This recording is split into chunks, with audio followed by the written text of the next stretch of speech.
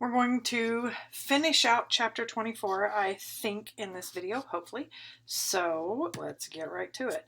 Last section we were talking about gravity and how it bends space and light waves and slows down time. So now we actually get to talk about black holes. It's one of my favorite subjects in astronomy.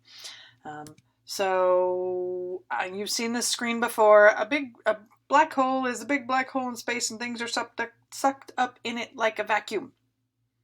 No, that is not correct. I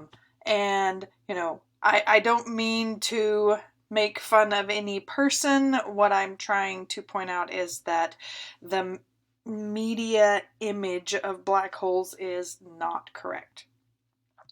So let's start with some background. We've already talked about Einstein and, Schwarzschild and those people, but now we're in the 60s.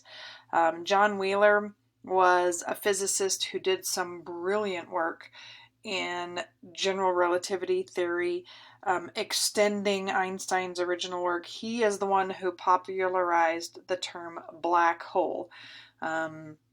And I have experienced Black Hole, Nova Scotia is a joke because apparently there is a little town in Nova Scotia named Black Hole.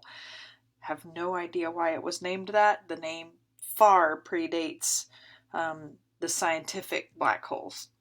So let's do some thinking.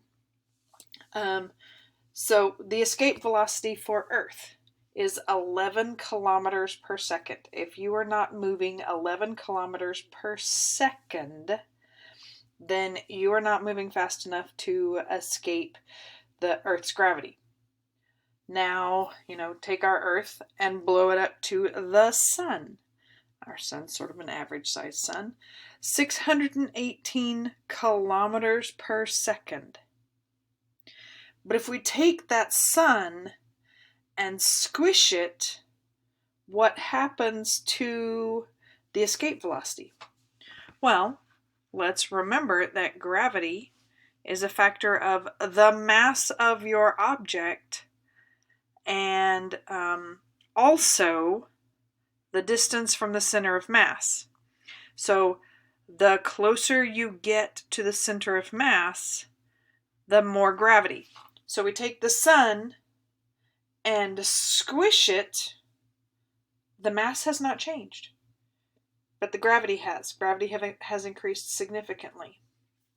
Or we compare, a sun-sized sun, 618 kilometers per second, and a much larger sun with a lower mass, so bigger diameter, lower mass, they could both be 618 kilometers per second.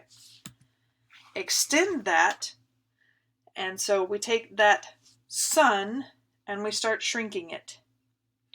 And the smaller it gets, the higher the gravity is to escape it. And so eventually you could shrink it down small enough that the speed of light is not fast enough to escape the gravity well of that mass. And that's exactly what a black hole is. So, black hole, an object from which neither matter nor light can escape. Remember, light, all forms of electromagnetic radiation. None of them can escape. These objects are often the crushed remnant of a star. And so now we're talking about stellar mass black holes, not supermassive black holes. We'll talk about those in a minute. And so nothing can escape its gravitational attraction. And we look at this image and see the flat fabric of space, just like the rubber sheet, and we've put a mass in it. And so that mass falls down, pulls the sheet down, and falls down into the gravity well. That's where this term gravity well came from. So the event horizon is the point beyond which you cannot escape. So the flat fabric of space. Light can move freely across it.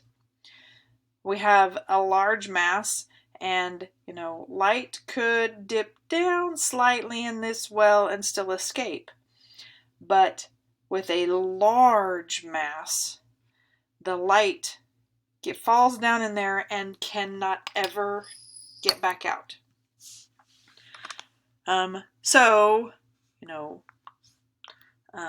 The fabric of the universe sorta has a hole punched in it. It's not really a hole through, it's just this very deep well. None of the star's mass is lost when it collapses, and so everything falls into that gravity well. So 24.6, what do we see when we see black holes? What are we looking for? And so in order to answer this, we begin to talk about supermassive black holes. And so this is an image of the center of M87, which is a galaxy. And if we look at this active galactic nuclei, or nucleus, nuclei is plural, so active galactic nucleus, and we take readings from it, the light from one side is blue shifted and the light from the other side is red shifted. This tells us that it's spinning, and based on the amount of shift, we can calculate the mass needed in order to have that amount of shift. And so the supermassive black hole in the center of M87 has a mass of 3 billion, billion with a B, billion suns. This is no longer really, the collapsed core of a star. This is the collapsed core of perhaps many stars. So active nucleus, the active galactic nucleus, this is once again M87, but we see these interesting jets shooting out of that. Remember last chapter we talked about pulsars and quasars? So the jets are matter spiraling in toward that black hole, and then they get just a little bit of turn on them and shoot matter out. Really cool. How do we know that there are supermassive black holes? Well, if we look at the center of the Milky Way galaxy, Andrea Ghez is an astronomer who has spent half of her career studying the stars in the center of the Milky Way galaxy. And so she was tracking multiple stars and watching them swing around this empty spot in the center of our galaxy.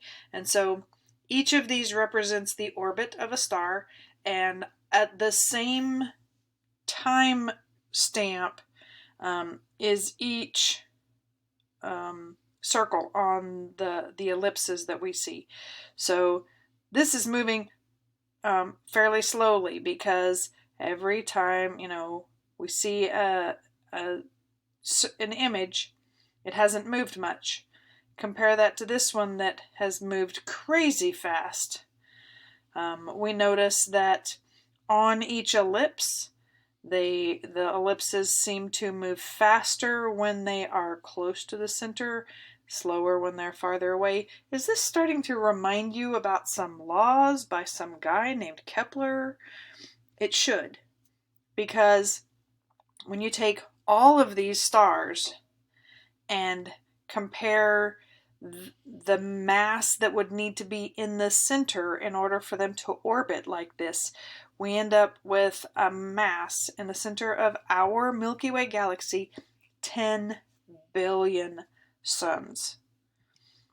So if we look at the mass of the central bulge, and I'm getting ahead of myself, compared to the mass of the central black hole, they all seem to end up on this very linear line.